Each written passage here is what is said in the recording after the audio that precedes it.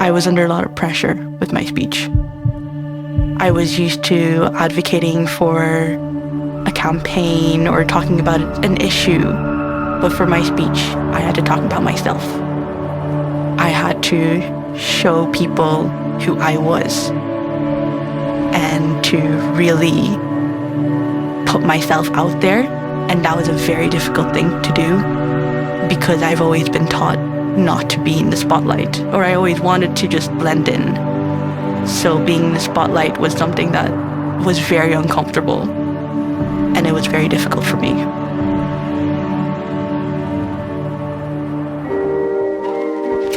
I remember the cold. Whenever I moved to Ireland, I remember just landing and it being so cold. My initial thought was, oh, I want to go back. I want to go back to the Philippines. I don't like it here. That was my initial thought. Whenever I went to school for the first time, junior infants, I didn't know the language. I couldn't speak English. The only word I knew how to say was toilet, because that's the most important. So my mom would always just drill that into my head. But making friends was difficult, and so automatically I was isolated. One of the main aspects in which I experienced that I was different was whenever I visited a friend's house. It was the smell in the house. It was the acts of not taking your shoes off at the front door and putting on slippers to respect the house, or going up to their parents and saying hi or giving them respect, the act of respect in the Philippines. I grew up in Donegal, specifically in Letterkenny, and it was just almost a community that was built foundationally within the town with my extra culture, with my skin color. There was things that I had that if I wanted to fit in, I had to get rid of. With my extra culture, with my skin color, there was things that I had that if I wanted to fit in, I had to get rid of. I was around 6 or 7 years old. I went into school and all of a sudden there was a certain happiness in the atmosphere or excitement in the atmosphere, and I didn't really understand why.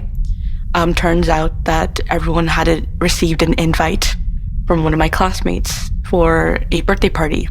I sat down and I was waiting for my invite, and the day passed and I didn't receive one. My dad actually went up to me and told me, it's okay. It's okay to feel down.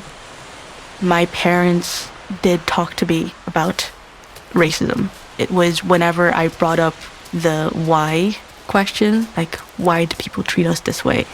And then my parents would always tell me that if that happens to you, just don't say anything. So there was almost an unconscious of don't fight back. And that's what I was taught.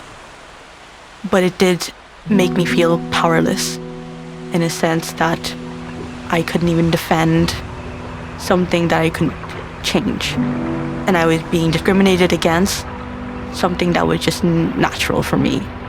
And that's why it took some pride off my heritage. I was then kind of scared to use my voice just for things to defend myself. And that translated into my day-to-day life.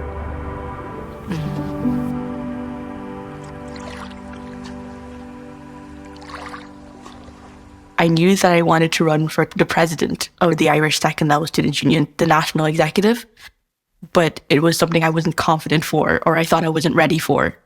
I had to write a speech, and that speech had to tell people who I was, why I was eligible, or why I was the best candidate, my experiences, my qualities, my skills, and why they should vote for me.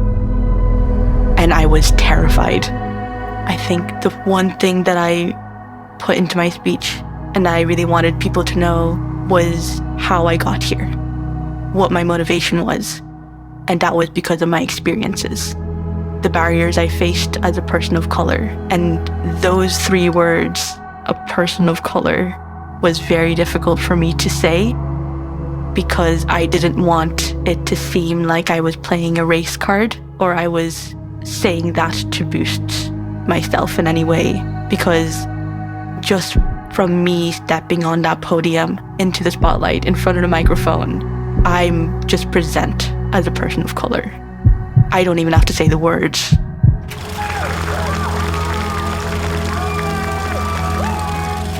After that speech, I had felt a huge amount of pressure just lift off. And I just broke down crying. All I was thinking of, I just did that.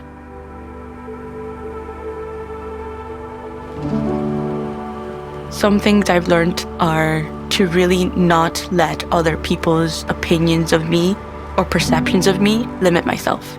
Don't be afraid to use your voice to defend who you are. Take pride in your heritage.